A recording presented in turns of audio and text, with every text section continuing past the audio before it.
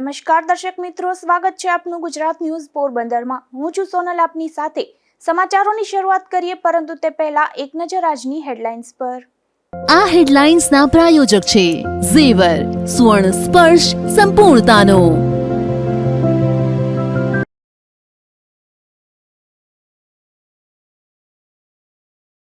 પોરબંદરમાં વધુ વળતરની લાલચે વધુ 5 લોકોને 60 લાખનો।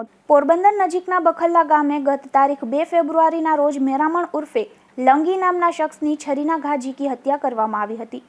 આ બનાવ અંગે મૃતક મેરામણના પત્ની મંજુબેને બગવદર પોલીસ સ્ટેશનમાં સંજય ઉર્ફે ભાણિયો ઓડેદરા સહિતના 2 સામે ફરિયાદ નોંધાવી હતી। તો બીજી તરફ હત્યા કરી અને નાસી છૂટેલા આરોપીને ઝડપી લેવા પોલીસે ચક્રો ગતિમાન કર્યા હતા। આ દરમિયાન પોલીસને બાતમી મળી હતી કે સંજય ઉર્ફે ભાણિયા નામનો શખ્સ સામાણીવાડા રસ્તા પરથી પસાર થવાનો છે, જેના આધારે પોલીસ વોચ ગોઠવી અને આરોપીને ઝડપી લીધો હતો અને તેમનો કબજો બગવદર પોલીસને સોંપવામાં આવ્યો છે। સંજય ઉર્ફે ભાણિયા કયા કારણોથી હત્યા કરી છે અને તેમની સાથે અન્ય કોણ શખ્સ હતો તે સહિતની વિગતો મેળવવા પોલીસે તજવીજ હાથ ધરી છે। ધીરુભાઈ નિમાવત સાથે નિપુલ પોપટ, ગુજરાત ન્યૂઝ, પોરબંદર। બગવદર પોલીસ સ્ટેશનમાં થોડા દિવસ પહેલા પોરબંદરના લોકો સાથે છેતરપિંડીની ઘટનાઓ વધી રહી છે, જેમાં થોડા સમયમાં 4 થી 5 છેતરપિંડીની મોટી ઘટનાઓ સામે આવી છે। ત્યારે ઊંચા વળતરની લાલચે વધુ 5 લોકોને એક મહિલા સહિત 4 જેટલા પંજાબી લોકોએ ₹60 લાખની છેતરપિંડી કરી હોવાની પોલીસ ફરિયાદ નોંધાઈ છે। તે બંને આરોપીઓ દ્વારા આ જે ગુના છે તેને અંજામ આપી અને ફરાર થઈ ગયેલા હતા, જે બાબતે પોરબંદર પોલીસ દ્વારા अलग अलग टीम बनावी एलसीबी, एसओजी, पेरोल, फरलो तथा बगवदर पोलीस स्टेशन तथा पोरबंदर ग्राम्य डिविजनની ટીમ અલગ અલગ ટીમો તેને પકડવા માટે લાગેલી હતી, જેથી થોડાક જ દિવસોમાં આ બનાવ બન્યાના ગણતરીના દિવસોમાં જે મુખ્ય આરોપી છે સંજય, તેને પોરબંદર જિલ્લા પોલીસ દ્વારા પકડી લેવામાં આવેલ છે અને અટક કરવામાં આવેલ છે।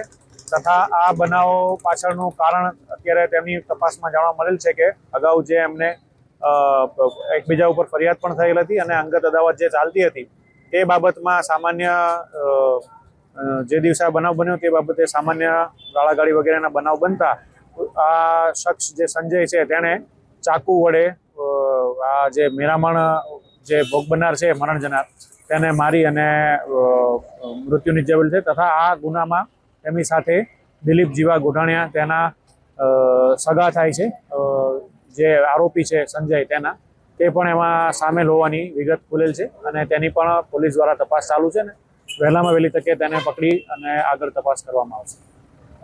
इसमें कुछ लोग हैं, अभी तक तो एक ही कंप्लेनेंट है हमारे पास, करशन बाय करके, बट इनके सिमिलरली मुकेश जयेश करके ऐसा 4-5 लोग के नाम भी कंप्लेंट में आए हैं। उनके मॉडस ऑपरेंडी ऐसा था कि रियल एस्टेट इन्वेस्टमेंट ट्रस्ट जो कॉन्सेप्ट है, जिसमें रियल एस्टेट इन्वेस्टमेंट की तौर पे हम एक प्रोजेक्ट में इन्वेस्ट करते हैं, कुछ टाइम के बाद रियल एस्टेट इन्वेस्टमेंट में हमको जो उस प्लॉट में प्रॉफिट आती है वो सेल करने के बाद जिसने इन्वेस्ट किया है उसमें उसको प्रॉफिट में शेयर मिलेगा। That is the basic concept. वो कॉन्सेप्ट यूज़ करके जो तरुण चावड़ा करके ये 2 है इस केस में, उन्होंने हितेश करके एक है, ये करशन भाई कंप्लेनेंट की फ्रेंड है हितेश से बात करके इनको स्कीम ऐसा बता दिया कि बागोदर हाईवे जो अहमदाबाद के पास है वहाँ पे हमारे एक प्लॉट है, आप इतना इन्वेस्टमेंट करो, अभी आपको 15 महीने के बाद 6 लाख आप अगर इन्वेस्टमेंट कर रहे हो, एक प्लॉट के हिसाब से 6 लाख है, और उसमें आपको 15 महीने के बाद आपको 9 लाख मिलेगा। ऐसा इन्वेस्टमेंट इनसे करवाया था। तो ये प्रोसीजर में फ्रॉड ऐसा हुआ था, जब भी इन्वेस्टमेंट हुआ है ये फाइनेंशियल ट्रांजैक्शन के अलावा वो प्लॉट की रिलेटेड कोई ओनरशिप डॉक्यूमेंट्स इसको दिया ही नहीं पहले तो जब भी इन्वेस्टमेंट कोई ट्रस्ट में हम करते हैं उसमें डॉक्यूमेंटेशन होती है कि वो प्रॉपर्टी में इनकी कितना हक बनती है, वो प्रॉपर्टी रिलेटेड ओनरशिप डॉक्यूमेंट इनको किसी को मिला नहीं। जब भी रियल एस्टेट प्रॉपर्टी में आप शेयर लेते हैं उसमें आपकी प्रॉपर्टी ओनरशिप राइट बनती है, वो राइट के रिलेटेड कोई डॉक्यूमेंट इसको मिला नहीं। इनको ऐसा बताया गया है कि बाद में आपको 15 दिन के बाद हम उनकी मेन ऑफिस है पंजाब में, मोहाली एंड चंडीगढ़ में, तो उनको ऐसा कहना है कि 15 दिन के बाद हम आके आपको पेपर्स दस्तावेज जो भी है वो हम दे देंगे। तो ऐसा विश्वास में लिया था। छेतरपिंडी में ये है कि विश्वास में लेने ही ये इम्पोर्टेंट है। तो इमीडिएटली नहीं मिला था, बहुत सारे टाइम इन्होंने ऐसा पूछते रहे बट वो लोग मना मतलब बाद में दे देंगे ऐसा करके पोस्टपोन करते रहे, जब भी फाइनली इनको दस्तावेज मिला ही नहीं। तो इनकी जो कंपनी है होटल हर्ट्स करके, वो पंजाब से बेस्ड है। तो इसमें ऐसा भी है कि बाकी स्टेट्स में भी सिमिलर मोडस ऑपरेंडी से यही करने की चांसेस भी है। तो इनकी कहना है कंप्लेनेंट्स की जो प्राथमिक रिपोर्ट में से इतना मिला कि बाकी स्टेट्स में भी इनकी सिमिलर मोडस ऑपरेंडी से फ्रॉड हुई होगी। वो तपास करने में हमको पता चलेगा कि अभी जो पंजाब में इनकी कंपनी है वहाँ जाके हमको चेक करना पड़ेगा कि वहाँ पे कंपनी में क्या क्या इन्फॉर्मेशन डॉक्यूमेंटेशन हमको मिल सकता है। उसके आधार पर हमको देखना है कि बाकी स्टेट्स में भी इनकी कार्यवाही जो भी क्रिमिनल एक्टिविटी है कि नहीं, वो चेक करना पड़ेगा। वैसे मैं पहले ही बताया था, कंप्लेनेंट की जो फ्रेंड है हितेश करके है, वो हितेश ने जो तरुण को इनसे मिलवाया था यहाँ पे एक होटल कावेरी में। तो वहाँ पे सेमिनार भी हुई थी, कुछ मीटिंग्स भी हुई थी, जो इनको कन्विंस करने के लिए जो सेमिनार्स मीटिंग्स इन्होंने कंडक्ट किया है। तो ऐसा ग्रुप ऑफ पीपल का, ऐसा नहीं कि जनरली कुछ एक 1-to-1 मीटिंग है तो आप एक ही विक्टिम को आप फंसा सकते हैं, बट इसमें ग्रुप ऑफ पीपल को आप सेमिनार या कुछ मीटिंग्स करके, group of people, it's like more numbers. तो ऐसा मैक्सिमम पीपल से फ्रॉड हुई है इसमें। तो इनकी जो भी पैसा गई है वो बैंक ट्रांजैक्शन के आधार पर भी गई है। तो उसके लिए तो फ्रॉड रिलेटेड जो फाइनेंशियल ट्रांजैक्शन की अकाउंट तो है, होगी हमारे पास, बट ये देखना है कि पूरा उन्होंने कैश में दिया है और बैंक में किया है। एक चांस ऐसा भी हो सकता है ये लोग बाहर से है, तो इसलिए एक बार अग्रीमेंट होने के बाद, इनफॉर्मल अग्रीमेंट होने के बाद बैंक ट्रांजैक्शन भी हुई होगी, बिकॉज वो लोग यहाँ आके बाय हैंड तो ले नहीं सकते। तो ये चांस है कि वो बैंक ट्रांजैक्शन के द्वारा हुई, वो भी चेक करना कि कितना अमाउंट ऐसा गई है। 420 पुराना आईपीसी में 420 तो लगेगा ही इसमें। तो इसमें फ्रॉड हुई है, तो फाइनेंशियल जो ट्रांजैक्शन की फ्रॉड हुई है, विश्वास में लेके फ्रॉड करने की 420 तो हुई थी। और जीपीआईडी में सेक्शन 3 आएगा इसमें। जीपीआईडी सेक्शन 3 में कोई भी फाइनेंशियल एस्टैब्लिशमेंट ऐसा डिपॉजिटर्स के साथ पैसे लेके उसको जो मिलना चाहिए था, प्रॉमिस किया गया था, तो वो बल्क में कर रहे हैं। 420 को जब बल्क में फाइनेंशियल एस्टैब्लिशमेंट एक्टिविटी ऐसे क्रिमिनल एक्टिविटी करती है तो जीपीआईडी सेक्शन 3 लगती है इसमें। लोगों को इतना मैसेज है कि आप जब भी पैसा देते हो, इसमें 2 चीज़ आती है, आपको रिस्क भी होती है, जहाँ पे भी इन्वेस्टमेंट आप करते हो रिस्क भी होती है, बट रिस्क के साथ साथ आप क्रेडिबिलिटी, जिसको आप दे रहे हो उसकी क्रेडिबिलिटी आप मैंडेटरीली चेक करना है। उतना ज़्यादा क्रेडिबिलिटी रहती है कि मान लेते कि कोई भी स्कीम्स में आरबीआई रेगुलेटेड और आरबीआई से एक सर्टिफिकेशन भी मिलता है, जैसे कि कोई भी गवर्नमेंट स्कीम आरबीआई से रेगुलेशन और आरबीआई से सर्टिफिकेशन भी मिलता है। बट बाकी इनफॉर्मल सिस्टम में आप कोई भी इन्वेस्टमेंट करते हो तो उसके बाद एक्चुअली आप देखना पड़ेगा कि इतना क्रेडिबल है। क्रेडिबिलिटी के आधार पर ही आपको जो भी प्रॉफिट्स मिलना है वो मिलता है। अगर क्रेडिबिलिटी नहीं है तो पूरा डूबने की चांसेस होती है आपकी इन्वेस्टमेंट।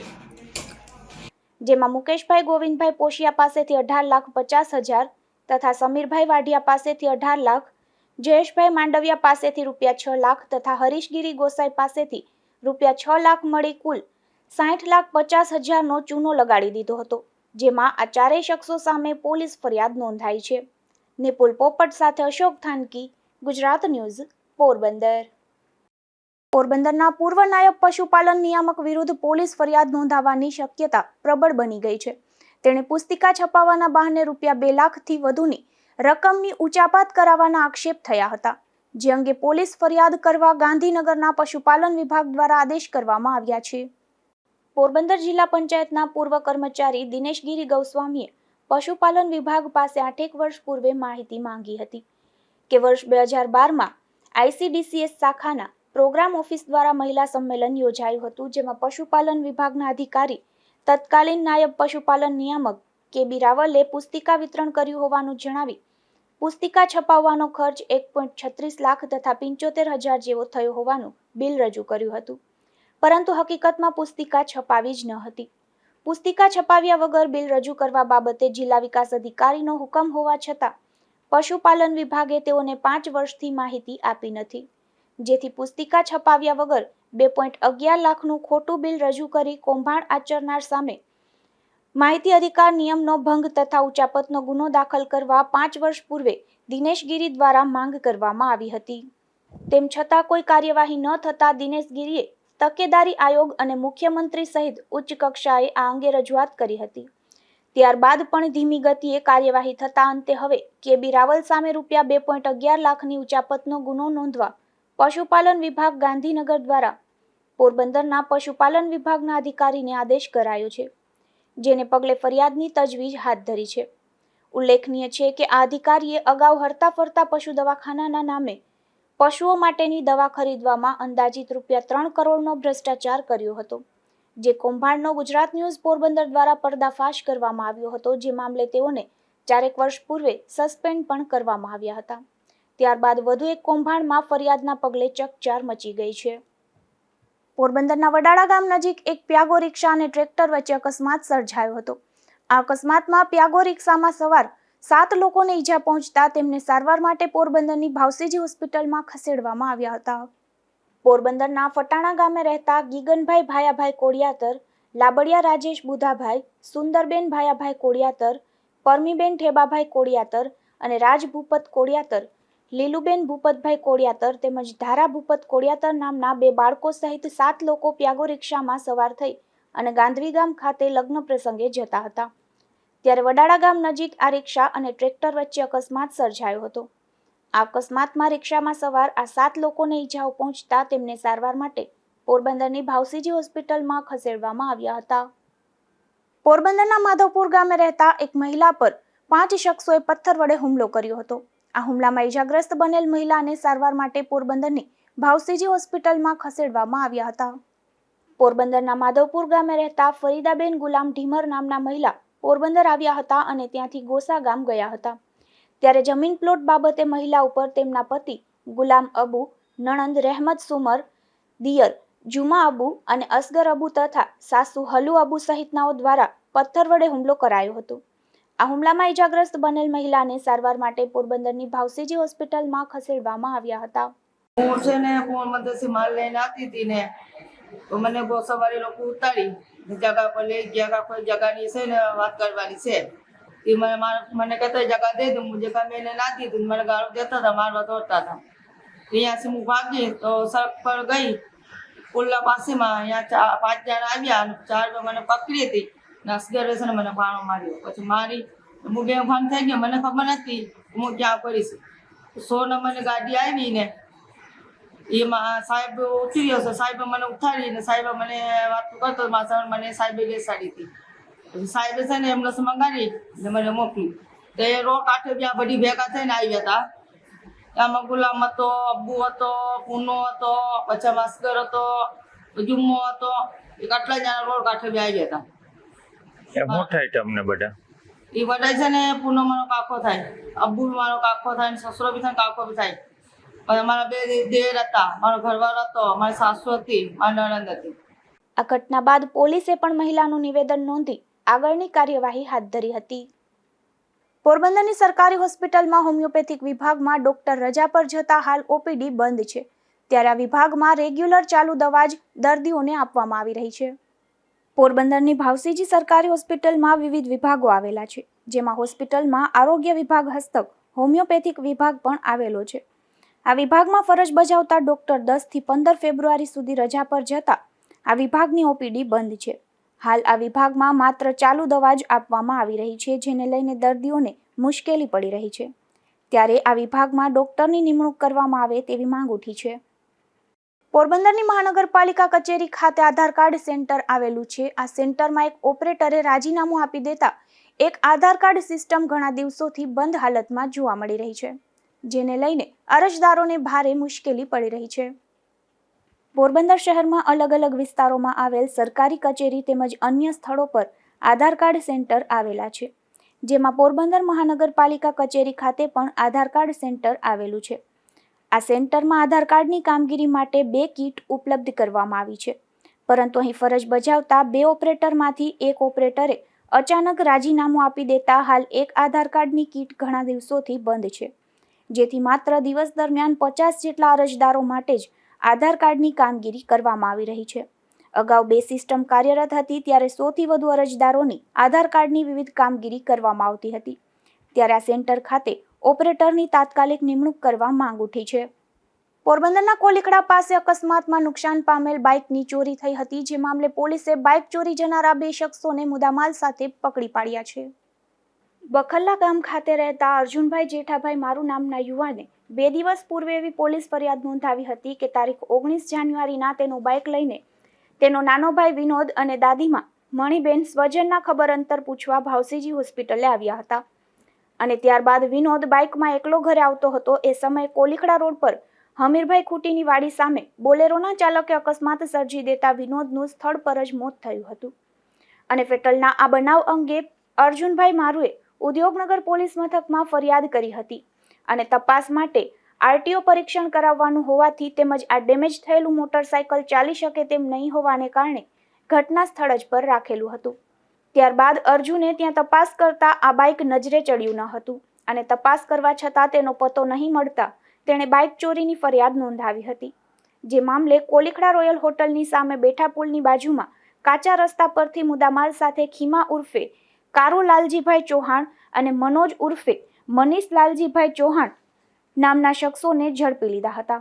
આ શખ્સોને ઝડપી લઈ અને અન્ય કોઈ ચોરીમાં સંડોવાયેલા છે કે કેમ તે અંગેની પણ વધુ તપાસ હાથ ધરી છે. નિપુલ પોપટ સાથે અશોક થાનકી, ગુજરાત ન્યૂઝ, પોરબંદર.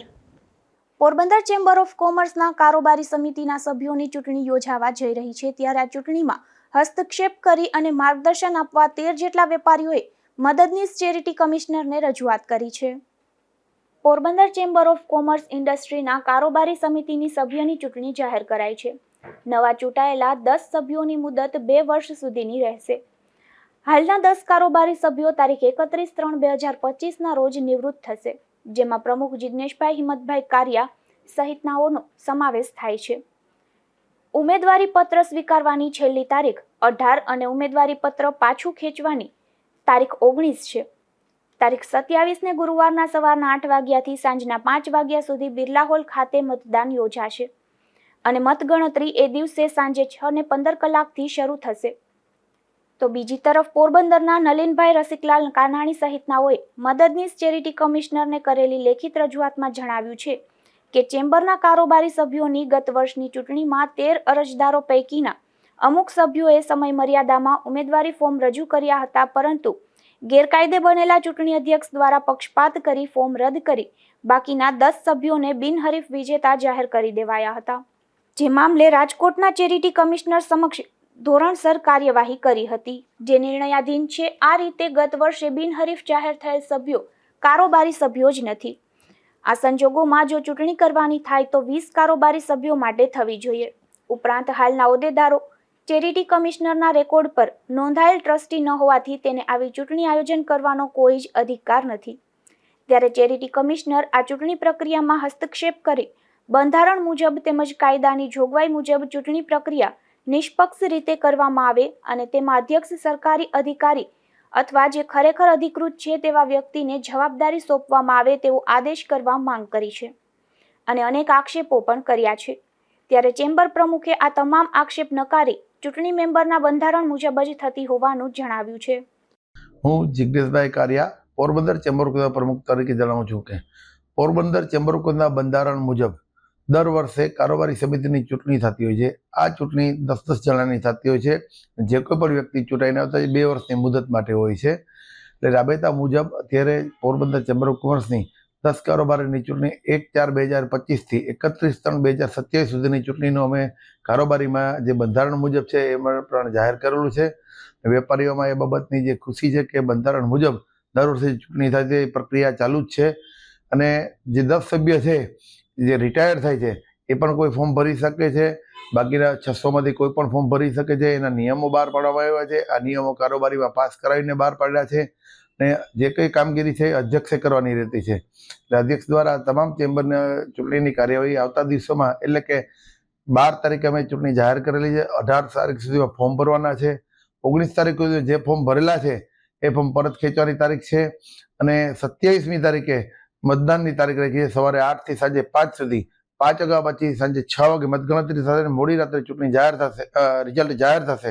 આ રિઝલ્ટ જે આવશે એમાંના 10 કારોબારી સભ્ય જે જીતેલા છે 1/4/2025 થી 31/3/2027 સુધી એ કારોબારી સભ્ય તરીકે એમની ફરજ બજાવીને પોરબંદર ચેમ્બર ઓફ કોમર્સના વેપારીને કોઈ પણ કામના સાથ સહકાર આપશે.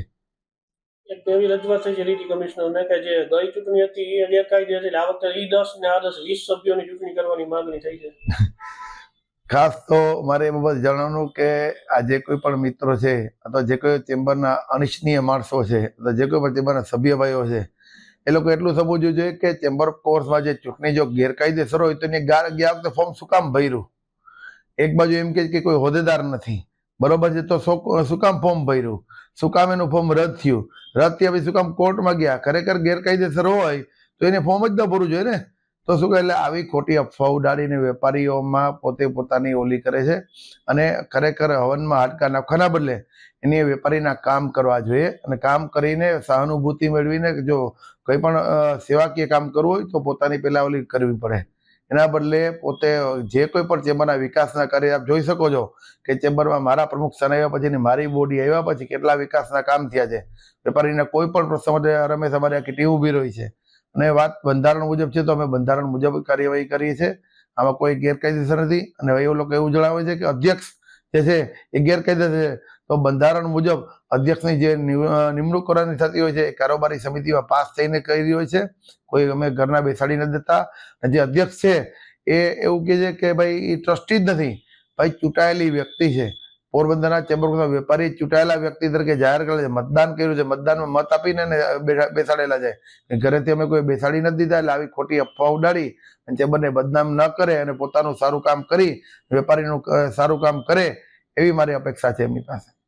એક એવી રજૂઆત ચૂંટણીમાં અપીલ કરી ગઈ ચૂંટણીમાં એટલે એ લોકોને ભાગ લેવા દેવામાં ના આવે એવું કઈ એવો નિયમ છે? 100% કારોબારીમાં ઠરાવ થયો છે કે ભાઈ જેની ગત વર્ષે જેના ફોર્મ રદ થયા એ લોકોએ ચેરિટી કમિશનમાં ફરિયાદ કરી છે કે ભાઈ ફોર્મ અમારા રદ ન કરવા જોઈએ. ત્યાં જ પેલી વાત આવી ગઈ કે હમણાં એને એમ કીધું કે આ ગેરકાયદેસર હોદ્દેદાર છે તો ચૂંટણીમાં ભાગ જ શું કામ લેવો જોઈએ એ મને કહો. એટલે ન્યાય પણ ખોટા સાબિત થાય છે. પછી એના ફોર્મ રદ કરવાની વાત આવી તો ફોર્મ રદ થયા છે એ અધ્યક્ષે નિયમને ધ્યાનમાં રાખીને ફોર્મ રદ કર્યા છે. ત્યાર પછી એ લોકો ચેરિટી કમિશનર રાજકોટ ગયા છે તો રાજકોટમાં હજી સુધી શું કામ ચુકાદો ન થયો નથી? જો ખરેખર ગેરકાયદેસર હોય તો કોર્ટ અત્યારે એટલી ફાસ્ટ ચાલે કે કંઈ પણ ગેરકાયદેસર કામ ચાલવા દે નહીં. તેમ છતાં આપણે કોર્ટને તો માન્યતા આપતા એટલે આપણે એ બાબતનું વધારે ન કહેવાય. પરંતુ જે 10 સભ્યો છે એની માગી દીધી ચૂંટણી, અમે ચૂંટણી જાહેર કરેલી છે, અમે એને એવું જણાવ્યું છે કે ભાઈ ઠરાવ કર્યો છે કે એ 10 સભ્યોએ જો એની ફોર્મ જે કેસ કરેલો છે એ પરત ખેંચી લે તો એને ચૂંટણીમાં ભાગ લેવાનો કોઈ રોકી શકતું નથી. ભાગ લઈ શકે છે પણ એને તો ફોર્મ પણ ભાઈ ચેરિટી કમિશનમાં ફરિયાદ પણ ચાલુ રાખવી છે અને ફોર્મ પણ ભરવા છે. આવું કોઈ દી બને નહીં. એટલે જો ખરેખર માગી હતી ચૂંટણી એ લોકોએ તો ચૂંટણી આપેલી જ છે તો એની ફોર્મ કેસ પાછો ખેંચીને ચૂંટણીમાં ફોર્મ ભરવા માટેના હકદાર છે તો એ ફોર્મ ભરી શકે છે. અને વાત રહી નલિનભાઈ કાનાણી કરીને જે વ્યક્તિ છે એને સસ્પેન્ડ કરેલા મીન્સ કે રદ કરેલા છે એનું પ્રતિનિધિ, તો જે ચેમ્બરના બંધારણ મુજબ એને એનું પ્રતિનિધિ પદ રદ કરેલું છે તો તે આમાં કોઈ ભાગ ન લઈ શકે તે પણ એક હકીકત છે. ચેમ્બર ઓફ કોમર્સમાં હોદ્દેદારો અને સભ્યોને લઈને ઘણા લાંબા સમયથી વિવાદ ચાલી રહ્યો છે. ત્યારે આ ચૂંટણીમાં શું થશે તે તો આવનાર સમય જ બતાવશે. નિપુલ પોપટ સાથે અશોક થાનકી, ગુજરાત ન્યૂઝ, પોરબંદર. પોરબંદરમાં સોની વેપારીનું અપહરણ કરી અને ₹20 લાખની ખંડણી પડાવાઈ હતી, જે કેસમાં સંડોવાયેલ મુખ્ય 2 આરોપીઓના જામીન કોર્ટે ફગાવી દીધા છે. પોરબંદરના વાડી પ્લોટમાં રહેતા અને જ્વેલર્સની દુકાન ધરાવતા પ્રતાપ મગનભાઈ પાલાએ કીર્તિ મંદિર પોલીસ સ્ટેશનમાં આ મામલે ફરિયાદ નોંધાવી હતી, જેમાં પ્રતાપ અરશી ઓડેદરા અને ભરત મંજી લાઠિયાએ અન્ય આરોપીઓ સાથે મળી કાવતરું રચી તેનું અપહરણ કર્યું હતું અને ₹20 લાખ ખંડણી વસૂલ કરી તેના મોબાઈલ ફોનની લૂંટ કરી હતી. જે અંગે પોલીસ ફરિયાદ નોંધી મુખ્ય આરોપી રામજી ઉર્ફે જાડો ઝીણા કટારિયા તથા ભરત ઉર્ફે ગુરુ ઉર્ફે ભાનુ પ્રતાપ ઉર્ફે બિરમાનંદ ઉર્ફે ભાર્ગવને જેલ હવાલે કરવામાં આવ્યા હતા. બંનેએ પોતે આ ગુનામાં નિર્દોષ હોવાનું જણાવી જામીન ઉપર મુક્ત થવા સેશન્સ કોર્ટમાં જામીન અરજી કરી હતી. ત્યારે મદદનીશ જિલ્લા સરકારી વકીલ અનીજ જે લીલાએ પોલીસ દ્વારા રજૂ રાખેલ સોગંદનામું તથા આરોપીઓનો ગુનાહિત ઇતિહાસ અને તપાસના કાગળો રજૂ કરી જામીન અરજીનો વિરોધ કર્યો હતો, જેમાં એડિશનલ ડિસ્ટ્રિક્ટ એન્ડ સેશન્સ જજ PH શર્માએ બંને આરોપીઓને રેગ્યુલર જામીન અરજી નામંજૂર કરી છે. નિપુલ પોપટ સાથે અશોક થાનકી, ગુજરાત ન્યૂઝ, પોરબંદર. પોરબંદર નજીકના બખલ્લા ગામે તારીખ 2 ફેબ્રુઆરીના રોજ હત્યાનો બનાવ બન્યો હતો, જેમાં કુખ્યાત મેરામણ ઉર્ફે લંગીની છરીના ઘા ઝીકીને હત્યા કરવામાં આવી હતી. આ બનાવમાં પોલીસે 2 આરોપીઓની સામે ફરિયાદ નોંધી હતી, જેમાં મુખ્ય આરોપીને પોલીસે ઝડપી લીધો હતો. પોરબંદર નજીકના બખલ્લા ગામે ગત તારીખ 2 ફેબ્રુઆરીના રોજ મેરામણ ઉર્ફે લંગી નામના શખ્સની છરીના ઘા ઝીકી હત્યા કરવામાં આવી હતી. આ બનાવ અંગે મૃતક મેરામણના પત્ની મંજુબેને બગવદર પોલીસ સ્ટેશનમાં સંજય ઉર્ફે ભાણિયો ઓડેદરા સહિતના 2 સામે ફરિયાદ નોંધાવી હતી. તો બીજી તરફ હત્યા કરી અને નાસી છૂટેલા આરોપીને ઝડપી લેવા પોલીસે ચક્રો ગતિમાન કર્યા હતા. આ દરમિયાન પોલીસને બાતમી મળી હતી કે સંજય ઉર્ફે ભાણિયા નામનો શખ્સ સામાણીવાડા રસ્તા પરથી પસાર થવાનો છે, જેના આધારે પોલીસ વોચ ગોઠવી અને આરોપીને ઝડપી લીધો હતો અને તેમનો કબજો બગવદર પોલીસને સોંપવામાં આવ્યો છે. સંજય ઉર્ફે ભાણિયા કયા કારણોથી હત્યા કરી છે અને તેમની સાથે અન્ય કોણ શખ્સ હતો તે સહિતની વિગતો મેળવવા પોલીસે તજવીજ હાથ ધરી છે. ધીરુભાઈ નિમાવત સાથે નિપુલ પોપટ, ગુજરાત ન્યૂઝ, પોરબંદર. બગવદર પોલીસ સ્ટેશનમાં થોડાક દિવસ પહેલા બખરલા ગામમાં મેરામણ લંગી નામના વ્યક્તિના હત્યાનો બનાવ બનેલ, જેમાં આરોપી સંજય નામે જે વ્યક્તિ છે તે તથા તેના સાથે અજાણ્યો શખ્સ એના વિરુદ્ધ ફરિયાદ લેવામાં આવેલ. તે બંને આરોપીઓ દ્વારા આ જે ગુના છે તેને અંજામ આપી અને ફરાર થઈ ગયેલા હતા, જે બાબતે પોરબંદર પોલીસ દ્વારા અલગ અલગ ટીમ બનાવી LCB, SOG, પેરોલ, ફરલો તથા બગવદર પોલીસ સ્ટેશન તથા પોરબંદર ગ્રામ્ય ડિવિઝનની ટીમ અલગ અલગ ટીમો તેને પકડવા માટે લાગેલ હતી. જેથી આ થોડાક જ દિવસોમાં આ બનાવ બન્યાના ગણતરીના દિવસોમાં જે મુખ્ય આરોપી છે સંજય, તેને પોરબંદર જિલ્લા પોલીસ દ્વારા પકડી લેવામાં આવેલ છે અને અટક કરવામાં આવેલ છે. તથા આ બનાવો પાછળનું કારણ અત્યારે તેમની તપાસમાં જાણવા મળેલ છે કે અગાઉ જે એમને એકબીજા ઉપર ફરિયાદ પણ થયેલ હતી અને અંગત અદાવત જે ચાલતી હતી તે બાબતમાં સામાન્ય જે દિવસે આ બનાવ બન્યો તે બાબતે સામાન્ય ગાળાગાળી વગેરેના બનાવ બનતા આ શખ્સ જે સંજય છે તેણે ચાકુ વડે આ જે મેરામણ જે ભોગ બનનાર છે મરણ જનાર તેને મારી અને મૃત્યુ નિપજાવેલ છે. તથા આ ગુનામાં તેમની સાથે દિલીપ જીવા ગોઢાણિયા તેના સગા થાય છે, જે આરોપી છે સંજય તેના, તે પણ એમાં સામેલ હોવાની વિગત ખુલેલ છે અને તેની પણ પોલીસ દ્વારા તપાસ ચાલુ છે ને વહેલામાં વહેલી તકે તેને પકડી અને આગળ તપાસ કરવામાં આવશે. કુતિયાણા નગરપાલિકાની ચૂંટણી થવા જઈ રહી છે, ત્યારે તંત્ર પણ તડામાર તૈયારીમાં લાગી ગયું છે. ત્યારે કુતિયાણાની સરકારી હાઈસ્કૂલ ખાતે નગરપાલિકાના 6 વોર્ડના 18 જેટલા EVM મશીન સરકારી તંત્રને સોંપવામાં આવ્યા હતા, જે અલગ અલગ બૂથો પર જઈ ડિસ્પેચ કરાશે. ત્યારે પોલીસ ચુસ્ત બંદોબસ્ત વચ્ચે મતદાનની તૈયારીઓને આખરી ઓપ અપાઈ રહ્યો છે.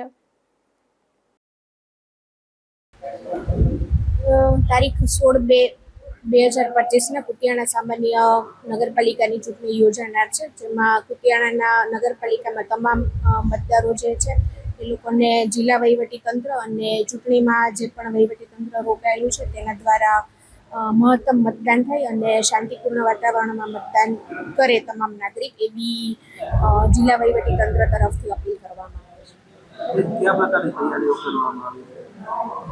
અમારી કક્ષાએથી ચૂંટણીમાં બૂથ ઉપર જે પણ પોલિંગ સ્ટાફ છે બધાને ડિપ્લોય કરવામાં આવેલો છે, તથા પોલીસ તરફથી જરૂરી એ લોકોને સેફટી અને લો એન્ડ ઓર્ડરના પોઈન્ટ ઓફ વ્યૂથી બધી જે SRP અને બધી ટીમ છે એ બંદોબસ્ત કરી.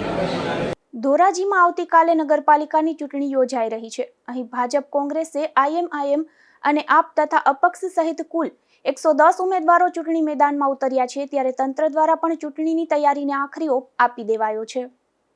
ધોરાજી નગરપાલિકાની ચૂંટણી માટે કુલ 20 બિલ્ડિંગ પર 85 મતદાન મથક ઊભા કરાયા છે, જેમાં 54 જેટલા સંવેદનશીલ મતદાન મથકોનો સમાવેશ થાય છે.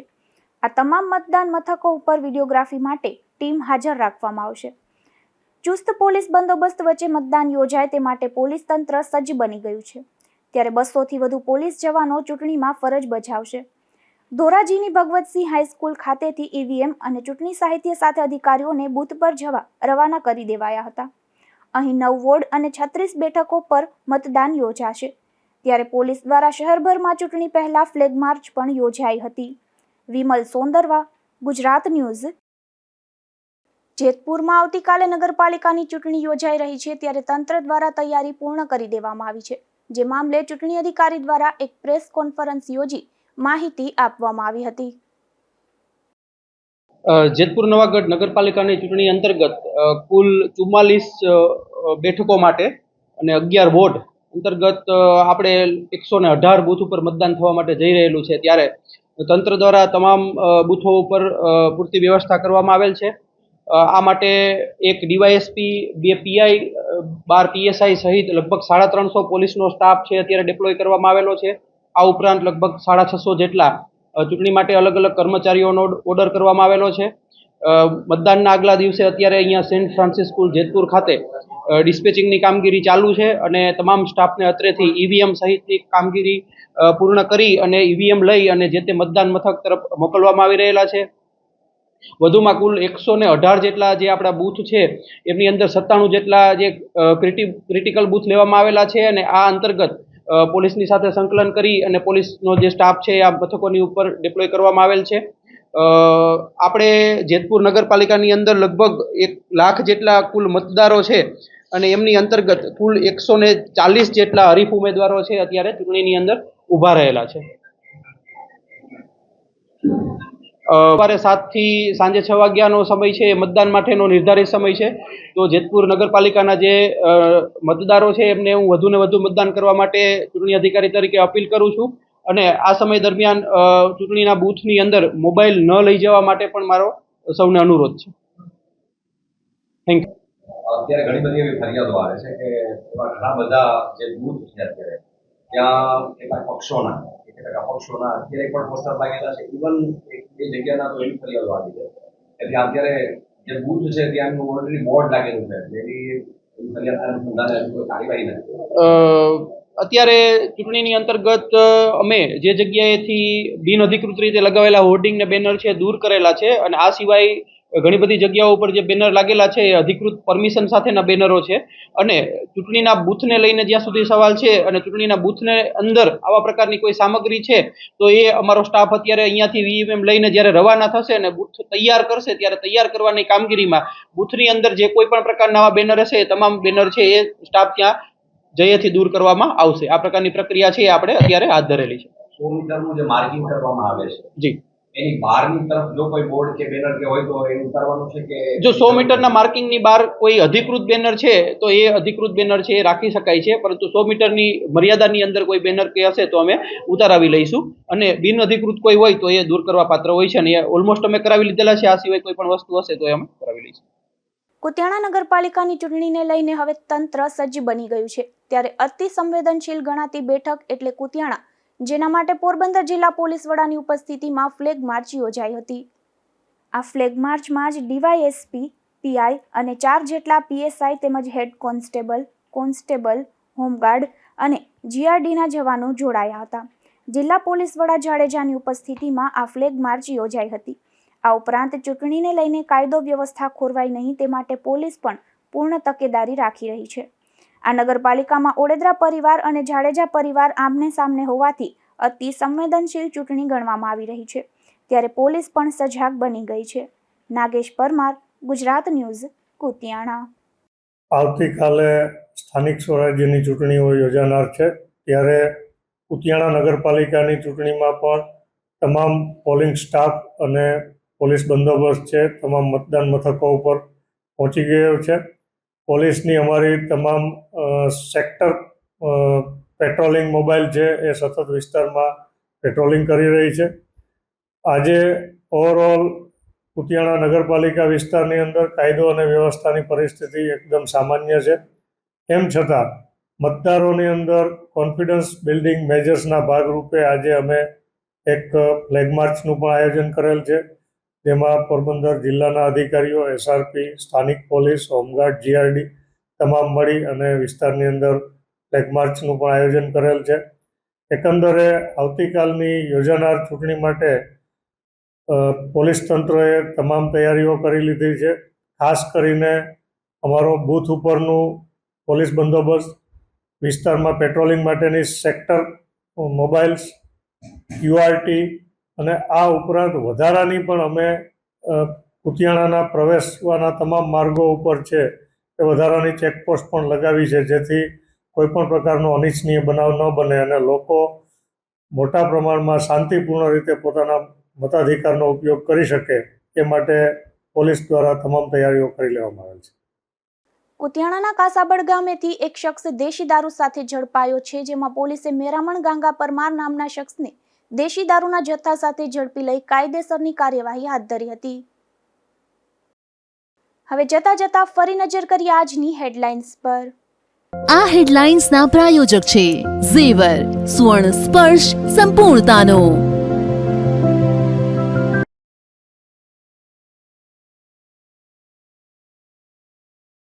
પોરબંદરમાં વધુ વળતરની લાલચે વધુ 5 લોકોને 60 લાખનો ચૂનો. એક મહિલા સહિત 4 જેટલા પંજાબી લોકોની કરતૂત.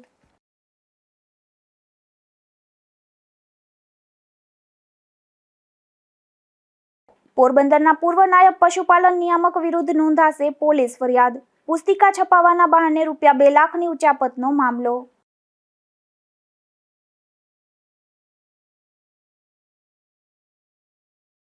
પોરબંદરના વડાળા ગામ નજીક પ્યાગો રિક્ષા અને ટ્રેક્ટર વચ્ચે અકસ્માત. અકસ્માતમાં પ્યાગો રિક્ષામાં સવાર 7 લોકો ઘાયલ.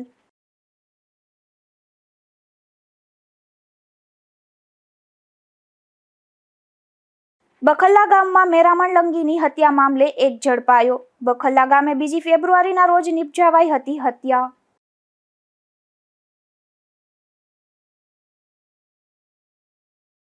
ફરી મળીશું આવતીકાલે આ જ સમયે નવા સમાચારો સાથે ગુજરાત ન્યૂઝ પોરબંદરમાં. ત્યાં સુધી રજા આપશો. નમસ્કાર.